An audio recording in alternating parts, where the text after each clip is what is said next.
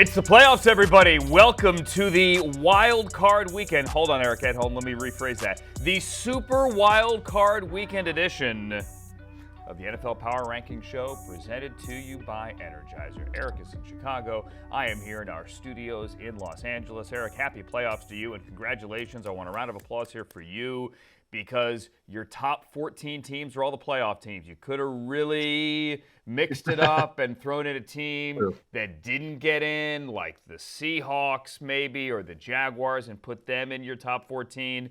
You didn't do it. I thought about it. I really did. But I actually thought about it going into Week 18, but nobody really blew me away. I would have done it at the Saints, but Dennis Allen had a little post-game issue. I just couldn't do it after that. Dennis Allen, as we tape this on Tuesday, is still very much the coach of the Saints, and he's still, his ears are probably ringing after Arthur Smith, who was subsequently fired, That's right. cussed him out a little bit at midfield. All right, scan the thing on the screen, the QR code on the screen right there. Go to NFL.com and get Eric's updated power rankings. The Ravens and the Niners do not move. They are 1 and 2. The Cowboys do the job in Washington. In Ron Rivera's final game, they do not move. They are 3. Bills up 2-4. Lions staying pat at 5. Browns don't play anybody, lose in Cincinnati, go up 1. Chiefs win in LA, go up 1. Dolphins plummet like the temperatures in Kansas City on Saturday and go down 4. We don't need to talk about the Ravens and the Niners, do we? Okay, good. We skipped them. Eric, let's talk about the Dallas Cowboys. They are still number 3. I get it. They shouldn't be moving. But as you sit here with plenty of people thinking the Packers are going to win in Dallas this weekend, you really think they're the third best team in football? As I've said for several weeks now, I really feel like you could argue the Ravens are on their own level by themselves, but I think the Ravens and Niners, I put them on one tier. And 3 through about 10 or 11, I would say, jumble them up in a bag and roll them out there. Pick your favorite order. Look, I mean, I get it why people are doubting the Cowboys. There's certainly some holes you could poke in this team. This matchup may not be that great. Green Bay rolling in with a ton of confidence. Jordan Love playing some of his best ball down the stretch. And, you know, there's pressure on Dallas, not just McCarthy facing his old team, but also Dan Quinn. It could be his last game with the club if they don't win. A lot of head coaching interest once again in his services. So, yeah, I mean, there are a lot of arrows that point in Green Bay's direction, but Dallas still does have that 16-game home winning streak. A couple of them close, but they typically take care of business at home, and I do feel like Dak Prescott has figured out last year's issue and had a terrific season. Let's not sugarcoat it. There are great storylines in every game, great drama in every game. When Jerry Jones says, let's see how it goes in the postseason, I mean, there's a chance this is Mike McCarthy's last game. Now, I'm not predicting doom and gloom here, although I do think the Packers can win this game. But, Eric, imagine if the Packers win this game. Yeah.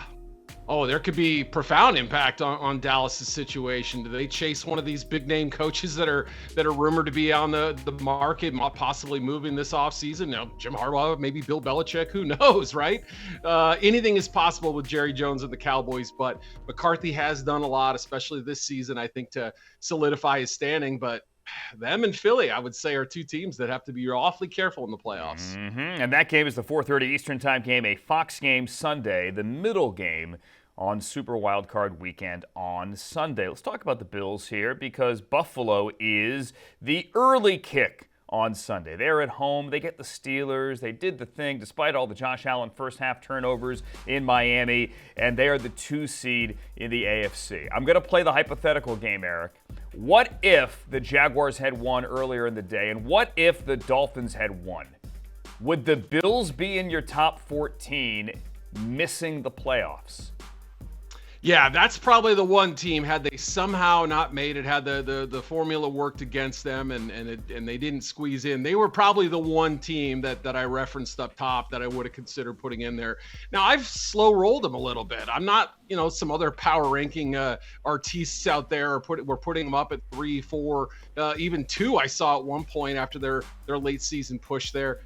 I played it a little slower, but as time has gone on, I've kind of grown to appreciate the fact that you have to embrace the chaos a little bit with them, right? You have to understand Josh Allen can dig you in a hole and then dig yourself out pretty quickly. So It's not for everybody, but their style can cause a lot of problems for opponents, including this weekend, starting with the Steelers.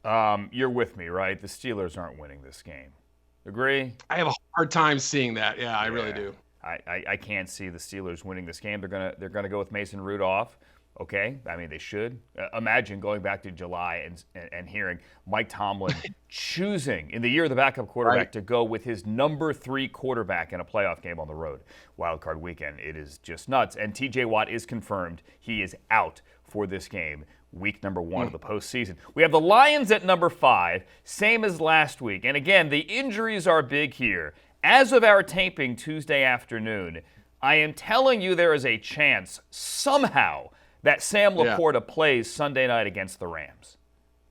Straight from the words from the mouth of Dan Campbell, right? I mean, obviously in your mouth too. I mean, everybody's saying, hey, there is a chance, but I think they have to count on life without him in this game and be pleasantly surprised if he does play. He's not going to probably be 100% Laporta, which is arguably one of the 2 or 3 best tight ends in terms of catching the ball this season. So that and Khalif Raymond, their top punt returner, sneaky little weapon on offense. And Jamison Williams has been banged up. He sat out last week too. So, boy, I don't know. I mean, I really, you talked about the Packers going into Dallas. I really think the Rams, even with their kicking issues, come into this game with a lot of confidence.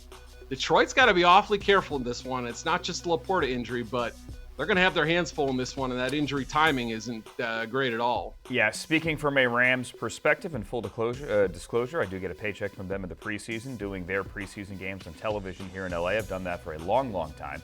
I would rather go to Detroit, knowing it is not an easy place to play in any way at all, than go to Dallas, a team that pasted the Rams 6 weeks ago before they went on the run that they're on right now. This is, I believe, the first time in playoff history we've had 2 quarterbacks facing their former teams in the same game in the postseason. The fact that they were traded for each other, the fact that Sean McVay soured on Jared and traded him. He was just done with him and got Stafford back and then won. And then Jared has this resurrection here, playing great for Brad Holmes and Dan Campbell. I mean, you can't ask for anything better. You can't. I mean, this is why we are here. And I do think the Rams, with Kyron Williams running as well as he has been of late and the health of their offensive line, have a really good shot at this one. I also think the Browns have a good shot at going into Houston, Eric, and beating the Texans. You have the Browns here at number 6. You have the Texans at number 9. We'll reveal them a little bit later here.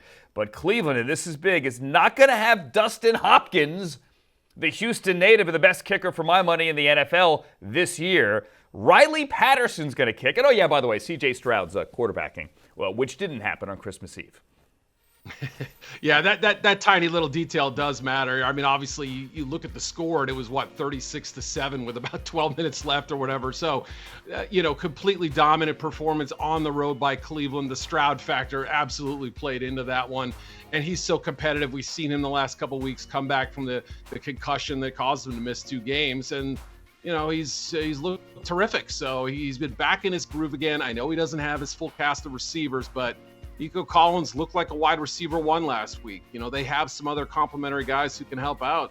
I know it's a great defense that Cleveland has, but I think Stroud will make a huge impact on this game. The confidence with which he threw last week against the Colts was tangible, and I think he'll go into the playoffs with a atypical rookie perspective. He's a seasoned vet by this point, as far as I'm concerned. In Cleveland, Kevin Stefanski had the veterans on the team that have been in the postseason, and many, including Myles Garrett, were on this team in 2020 when they won in Pittsburgh in the COVID year.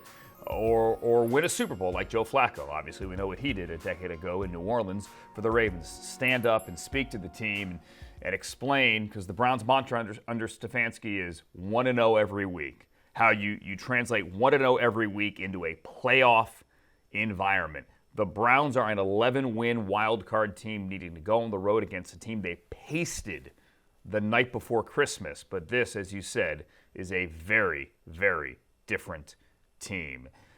As it is a very different team in Kansas City than we've seen in years past. 8th consecutive division title in the AFC West for Andy Reid and Patrick Mahomes. But this team goes in as the 4 seed, or the 3 seed, I beg your pardon, against the 6 seed Dolphins, who are all kinds of banged up. This is the 7 against the 8 in your wild card power rankings. It's also a rematch, Eric, from a game in Germany in which Tua had a chance at the end, but they botched a shotgun snap driving to try to tie the game. Yeah, that was a strange and fun game over in Frankfurt, and I think it told us a lot about those teams. And obviously they started the season and got into the season with reputations of being these explosive, big play machines, but hasn't worked out that way, especially recently. So I'll be curious. We talked about the Texans and Browns having played previously. I'm wondering whether the Germany game between Miami and Kansas City actually may be closer to what we see on Sunday, which is a one possession game, a close game, kind of a lower scoring game that, one or two turnovers, one or two crucial mistakes could end up tilting this thing. And oh, by the way, there's the slightly wintry conditions that are a little bit different from what Miami is going to be experiencing in practice this week. That may affect the outcome somewhat. Slightly. It was cold that day in Germany, by the way, but we're talking in the 40s, not in the negative temperature range. And it might be with the wind chill, negative temperatures, like below zero, English, Andrew, coming up Saturday evening exclusively on a frozen Peacock. Like we're talking 5 degrees and 5 below with the wind. Mike McDaniel said, remember last year we won it colder? You're getting it, buddy. Coming up next, what if I told you the Texans and Rams were top 10 teams? No, truly. Yeah. Go back and put that headline in July. That's coming up on the Power Ranking Show presented by Energizer.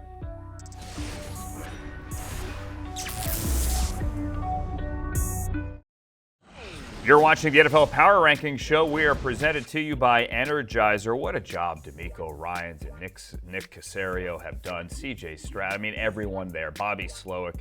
The Houston Texans, as we enter Super Wildcard Weekend, are the number 9 team this week on Eric Edholm's Power Rankings. Same goes for Les Snead and Sean McVay. The Rams are 10. The Eagles have plummeted 2 more spots. They're out of the top 10 at 11. The Buccaneers, the Packers, and the Pittsburgh Steelers round out your 14 playoff teams. I cannot wait. And you guys know I'm a Browns fan, Eric. I cannot wait to see CJ Stroud. As a Browns fan, I would have rather faced Jacksonville. I would have rather faced Indianapolis. Teams the Browns also beat. They beat the Texans with Case Keenum. This is different.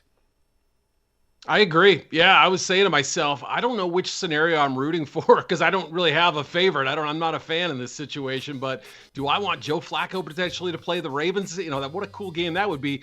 I just want to see more of Stroud. I'm selfish like that, and we see him here hitting Nico Collins last week on the first play of the game. He was in control from start to finish. I really think this Browns defense hasn't, faced quite this kind of challenge this year, but we know how good they are on that side of the ball. Fascinating to see also how Texans defense does, and didn't really have much luck in the secondary against Flacco last time out, and have some injuries they're dealing with. But yeah, this is a really interesting game, I think, between these two teams. And Will Anderson Jr. has been great this season, but he's one of those players dealing with injury right now. How much can they get out of him in that pass rush? It would also help him immensely if Jonathan Grenard, who was injured in the Week 16 win over the Browns early, left, has not played since, if he would be back for that pass rush as well. But as we see CJ here in the final minutes on Saturday evening, walking off the field knowing they get in. I'm thinking back to an interview I did with him Super Bowl week where I said, and it was the question du jour then, CJ, are we going to see the guy we saw in the college football playoff, right? That guy against Georgia, that guy. When do we see that guy? Can we get him in the NFL? It's like, yeah, I can do that. Of course, that is me. It wasn't just an anomaly. Man, forget about the S2 score.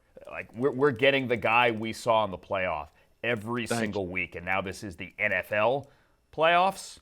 Yeah. Yep. Sign me up for that one. And sign me up for the Rams, as I mentioned earlier, the number 10 team in your new rankings, Eric, going into Detroit to face old friend Jared Goff. You can't say enough about the job that McVay, that Les Snead, that Matthew Stafford, that Raheem Morris have done for this group this year. It's been a number of players, obviously, who've stepped up. Kyron Williams started great, then gets hurt. He's back in the lineup playing terrific. Demarcus Robinson stepped up late in the season. Puka Nacua comes out of nowhere. Cooper Kupp missed a big chunk. Stafford had an injury that derailed his season a little bit too. The offensive line coming into this year, there were questions. So all these things, sort of all the issues that face them, they've found solutions for them. They've changed their identity a little bit with the run game. They haven't stayed true to McVay's character, but that's a testament to his coaching ability to say, hey, we'll do whatever it takes to win, and we'll put some of these unlikely characters in roles that other people might not have envisioned them in. But it's working. It's terrific. I think they're going to stress the heck out of the Detroit secondary. The Lions pass rush hasn't been that great unless it's Aiden Hutchinson getting there. James Houston's still not back, so if they give Stafford time, I really think he's going to have a big game. And I think it has nothing to do with the fact that he used to play there, although what greater motivation is there than, to go back and show them what they've been missing. There's been a lot written this year about Mike McDaniel and his play design and their fun offense, or maybe what Shane Steichen has done as a play caller with the run game in Indianapolis. Not enough has been written about how Sean McVay, and again, Les Snead with the drafting of Steve Avila and the trade for Kevin Dotson right before the start of the season, reworked that offensive line, changed from an outside zone team to a power, to a gap scheme, run team, giving the ball to Kyron Williams and changing the face of that offense. Of course, obviously, Puka Nacua and Matthew Stafford making sidearm throws, but that is a great story there, and they're the number 10 team. Also, not a great story, but a fascinating one, the number 11 team in the rankings. They are the Philadelphia Eagles, playing the 12 seed, or the 12th team in your rankings, the Tampa Bay Buccaneers. The Bucs won the NFC South. The Eagles look just dead, Eric. I don't know how else to say it respectfully. Fried, burned out. I don't know what it is, but fried eagle. Yeah, exactly. I mean, after that overtime win over the Bills, I think it was everything really went downhill from there. You could see the stress that had built up from really the fourth quarter of the Super Bowl, all the offseason speculation, the hype heading into the season, every game this year, especially down the stretch, that really gauntlet of a schedule they played. And it looks like it's just taking its toll on the roster. Everybody looks tired, angry, not happy with the situation. Now you got to go on the road, and maybe this helps them, I don't know, but you got to go on the road and play a Tampa team that played some good football in December, turn their season around, has, obviously plenty to play for if you're Baker Mayfield trying to get another contract. But yeah, this one, I can't get a great feel for it. Will Philly have that second gear, that extra breath of life that we've been begging for them to take for 6 weeks now, or are they completely done? I don't know what it is. That was Jalen's middle finger there, right? Holding it up on Sunday that they had to pop back into place. Looked like Baldy, right? I mean, that to me is like the lasting image of this team down the stretch. And Jalen wasn't flicking off the crowd; he was showing his injury, right? But that just kind of sums up the Eagles the last 6 weeks, kind of like middle finger, and that means so many different things. All right, so they are 12. And the Eagles are 11 and the Buccaneers are 12. Making power moves to 13 are the Green Bay Packers. Power moves are presented by Energizer. This time in a win and in Week 18. They did the job there, up 3 spots this week here, and doing something they couldn't do last year with Aaron Rodgers. Yeah, or with Brett Favre in his first year of starting, really. I mean, you think about Rodgers when he first got the role in 2008, Favre years before that, 92? Both guys had good first seasons in Green Bay. None of them did what Love did, which is drag his team to the playoffs. They were 6-8. What were they, even 2-5 at one point? I mean, things weren't looking great, but obviously he turned his season around. The defense, obviously we talked about Joe Barry for a few weeks and the pressure he's faced. He got his group to play, I think, their best performance of the season in a very hype game against the Chicago Bears. So if they can carry that over into the postseason, they're going to have a chance in Dallas. Love's playing great. The confidence is there. I can't wait to see what we get from this team, because early in the year I had my doubts. Coming into the season, I think I had them 22nd or something like that. I've learned my lesson. They've outperformed my expectations, but a win here would take it to a new level. I mean, it's been a roller coaster. They look great. Love did week 1, and then they couldn't keep that consistently, and then they kind of hit rock bottom, and then they've built their way back up. the last 6 weeks, and here they are. I think they win in Dallas. Part of it is because I'm excited by Jordan Love. The other part of it is something in my gut tells me, much like Kyle Brandt on GMFB, that the Cowboys are going to find a way to screw this up, and I'm sure I'm going to get the hate from the Cowboys fans on the social medias, which is why social media is here, just to get angry at people. So the Cowboys, the Packers, right? Green Bay is 13. The Pittsburgh Steelers, Eric, are 14. And they are willingly going with their number 3 quarterback in a playoff game because Mason Rudolph has looked great these last couple of weeks. Sure has, right? And Week 18 was an interesting test. They had the horrible weather in Baltimore. We're expecting cold and rainy possibly in Buffalo as well. So, maybe that experience allows him to have a little bit better feel for the ball, a little bit better feel for the field conditions, even if they're different. Playing in bad weather one week, I'm sure helps you the next. So maybe they can gain an early edge there, but there are just so many things pointing against them in this game.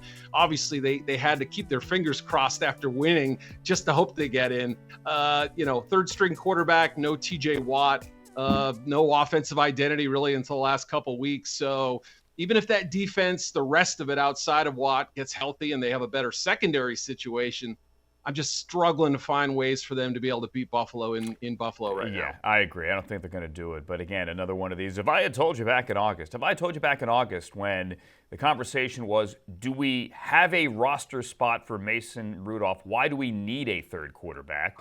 Right. That third quarterback, emergency quarterback, Mike Tomlin would say, I need you. I want you to start on the road in the postseason ahead of the other two who are up and active and ready and healthy. Not Mitch Trubisky, former Josh Allen understudy. Anyway, moving on. The teams that didn't make the postseason, how do we rank them? That's coming up next on the NFL Power Ranking Show presented by Energizer.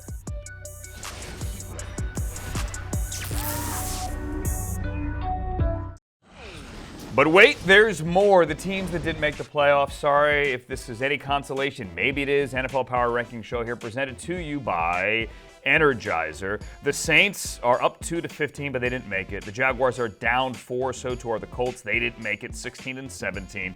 Bengals, Seahawks, and the Chicago Bears rounding out 20, and then at 21, the Raiders, the Vikings, the Broncos, the Falcons, the Titans, and the New York Jets, who come in at 26. And then the bottom here, the Giants and the Cardinals and the Chargers. The Patriots are 20. The Commanders are 30, rather. The Patriots 31 for the Commanders, 32 for the Panthers. The inverse draft order, although the Panthers do not have that pick, it belongs to the Bears. Time now for Invest in the Future presented by Fidelity. And the future right now for the Saints, Eric, as we tape here Tuesday, does include Dennis Allen at number 15.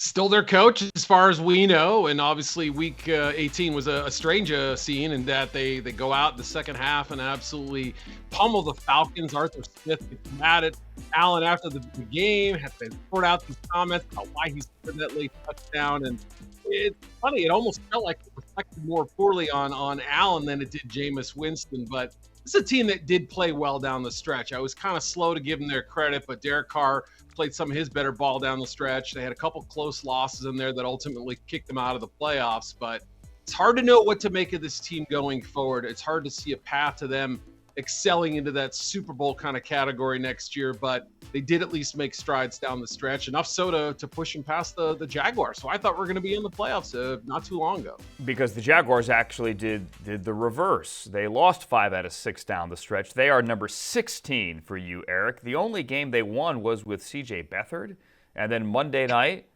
the defensive staff gets blown out. Doug Peterson fires Mike Caldwell. Yeah. That was, I'm sure, a tough move, and a lot of the staff as well. But I mean, boy, I'd like to see some heat put on Trevor Lawrence. He was 0-5. The team was 0-5 with him starting, and Lawrence certainly was playing through a couple injuries this season. His toughness is unquestioned, but his performance level in that critical year 3, he's now due for an extension, or at least eligible for one. Left some questions for me. The second half of the season, not nearly as good as the first. You saw it reflected in the team's record. And this team's got a little soul searching to do, especially with this quarterback. Yeah, and this is the offseason in which they can extend Trevor Lawrence, much like last year with Burrow and with Herbert. This is the year you write the big check. I still think that he is the guy. But down the stretch, it wasn't encouraging. He was banged up, the ankle, the shoulder. Honestly, at times on Sunday, it looked as if that arm, he shouldn't have been out there. Some of those throws he was falling away from. But listen, they went with him. He was their guy, and they couldn't get it done against an inspired Tennessee team. It turned out to be Mike Vrabel's final game. We are here throughout the postseason, everybody. So scan the QR code, check out the power rankings, and we are here next week for divisional round. For Eric Edholm, I'm Andrew Siciliano. Enjoy the playoffs, everybody.